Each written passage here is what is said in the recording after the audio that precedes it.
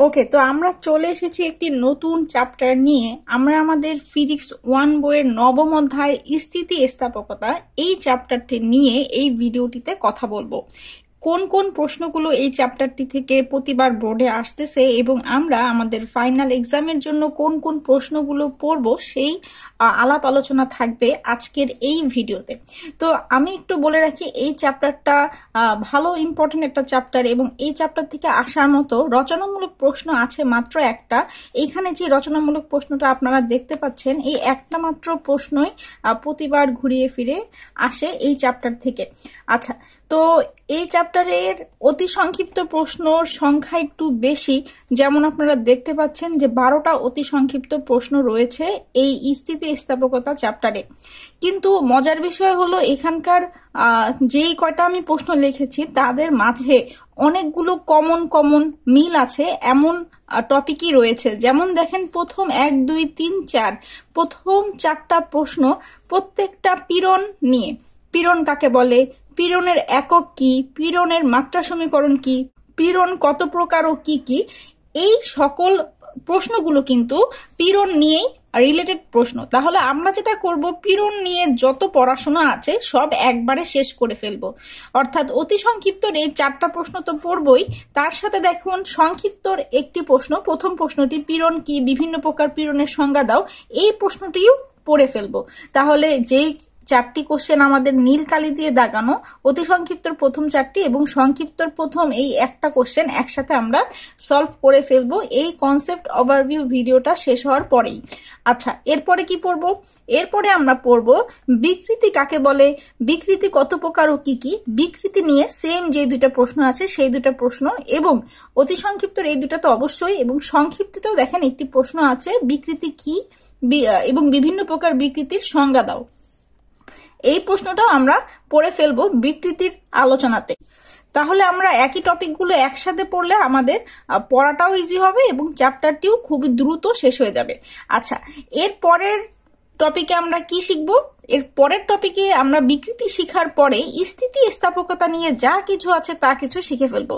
স্থিতিস্থাপকতা কাকে বলে, স্থিতিস্থাপক সীমা কাকে বলে, স্থিতিস্থাপকতা সম্পর্কে হুক, বিজ্ঞানী হুক, ইনি একজন বিজ্ঞানী, ইনি আসলে কি বলছে, তার সূত্রটা কি সেটা জেনে ফেলবো স্থিতিস্থাপকতা সম্পর্কে। এটার সাথে যদি পসিবল হয় পয়সনের অনুপাত এই জিনিসটা কি সেটা শিখে ফেলবো। পয়সন একজন বিজ্ঞানী, উনি এই পয়সনের অনুপাত ব্যাপারটা দিয়েছিল, যদিও এটার থিওরিটিক্যাল টার্ম বড় বড় পরীক্ষায় আসে, কিন্তু যেহেতু আপনাদের এতটা ক্রিটিক্যাল করে না, আমাদের শুধু পয়সনের অনুপাতের সংজ্ঞাটুকু আমরা জানবো, যদি কখনো সংক্ষিপ্ত কিংবা অতি সংক্ষিপ্ততে এসে পড়ে আমরা যাতে অ্যান্সার করতে পারি। আচ্ছা, তো এই গেল আমাদের কাহিনী।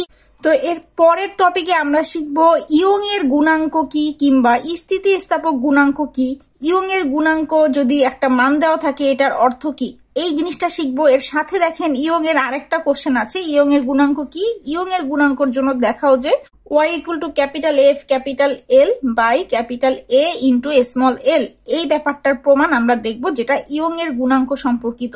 ঠিক আছে, তাহলে যেগুলো ইয়ং এর গুণাঙ্ক নিয়ে প্রশ্ন রয়েছে 10, 11 এবং 3, এই কয়টা প্রশ্ন আমরা একসাথে পড়ে ফেলবো। এরপরে চলে আসবো আমরা আমাদের সব থেকে বেশি ইম্পর্টেন্ট রচনামূলক যে প্রশ্নটা, প্রমাণ করো যে একক আয়তনে স্থিতিশক্তি হাফ গুণন পীড়ন গুণন বিকৃতি, কিংবা কোনো বস্তুর স্থিতিশক্তি পীড়ন ও বিকৃতির গুণফলের অর্ধেক, এই জিনিসটার প্রমাণ আমরা ভালোভাবে শিখে ফেলবো। এবং এখানে আপনারা যত মন চায় তত স্টার দিয়ে রাখেন, যেহেতু একটা প্রশ্ন এখান থেকে বারবার আসে, তার মানে এই প্রশ্নটা আমাদের স্কিপ করার কোনো ওয়ে নাই। তো এই ছিল আমাদের আলাপ আলোচনা। তাহলে এখানে টপিক কয়টা? টপিক হলো